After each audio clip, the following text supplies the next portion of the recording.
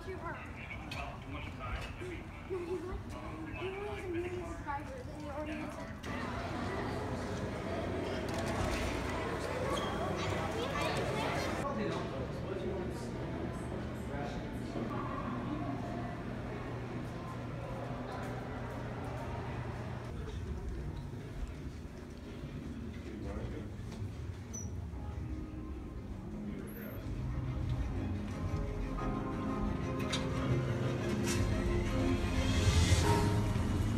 lying about the Vietnam War for 30 years.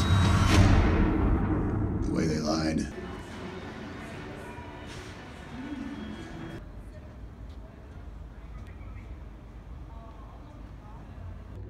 Alright guys, this was the very first movie day of 2018. Pretty good start so far. And basically, it's January, the first week of January. You could either watch a really crappy movie or you could just catch up on the good 2017 movies. Yeah. Alright guys, so I finally got around to checking out The Shape of Water. So in The Shape of Water, it takes place around the 1960s. We have Sally Hopkins, who's a mute woman, and she works at this government facility where they have this sea creature which they are kind of testing and they're kind of torturing it as well. And then she finds herself in a very close relationship with this sea creature, which I know it sounds weird and I thought the same, but trust me, it really works out. I remember first seeing the trailer to this movie before it was even released to the public. It was attached to War for the Planet of the Apes, and I thought the movie looked alright. I wasn't a big fan of the first trailer. The second trailer, I was a little bit more interested, but while watching these trailers to this movie, I was like, this movie looks like absolute Oscar bait.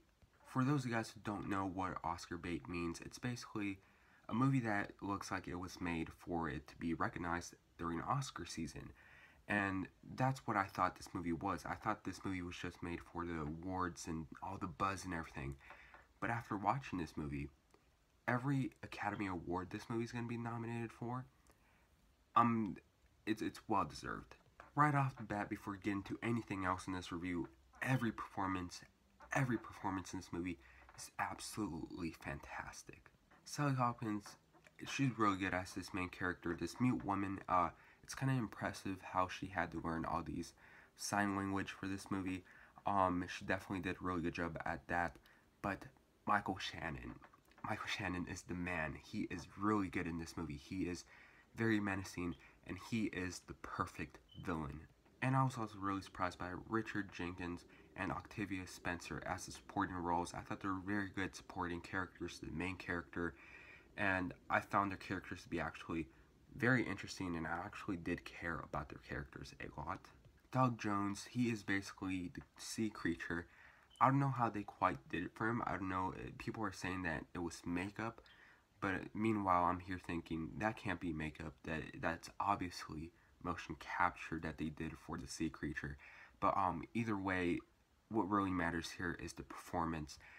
Even though the creature doesn't talk in this movie, just alone, the movements it does and everything, it still makes for a really good performance, and I really do hope that Doug Jones gets a lot more recognition for this role than he usually does for other roles in other movies.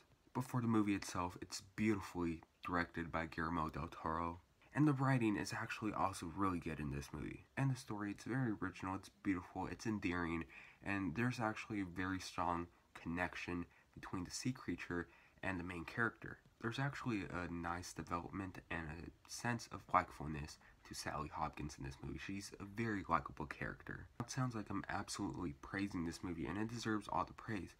But even though I liked a lot of this movie, there are still things that I didn't really like all that much about this movie. This movie has pacing issues. It felt very dragged out, especially in the first two acts, which could sometimes get boring, and I would usually just check my clock, and we're only about 30 minutes into the movie when it's felt like it's been an hour. This really became a big problem for me until the third act of the movie. I was actually surprised of how much of the third act I actually kind of predicted. Not saying that the movie itself is predictable, maybe just that last act. There are some things that people might find predictable about it. I just basically knew how this movie was going to play out in the final act.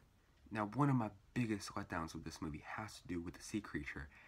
I just expected more screen time for him, and I expected more character development for him. I just didn't feel like I knew him well enough to actually kind of move into this relationship that this sea creature had with Sally Hopkins. I mean, yeah, they had a good connection and all, but I just didn't really know this sea creature all that much, and I expected a little bit more screen time and a little bit more of character development to kind of know where he came from or what he's doing there in the first place. Like, that's basically kind of my biggest problem I had with this movie.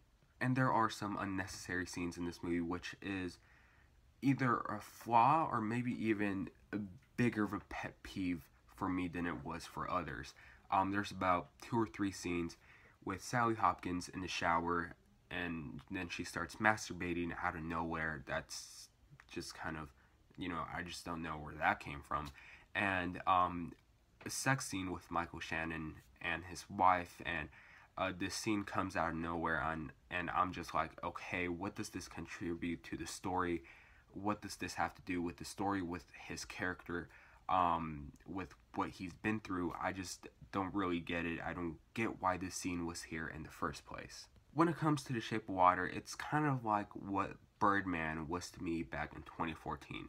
I remember everyone was saying Birdman is a masterpiece, and I watched it, and I liked it.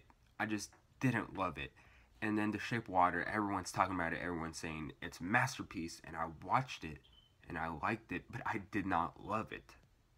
Don't get me wrong, the movie's very good. I just didn't love it, but I did like it.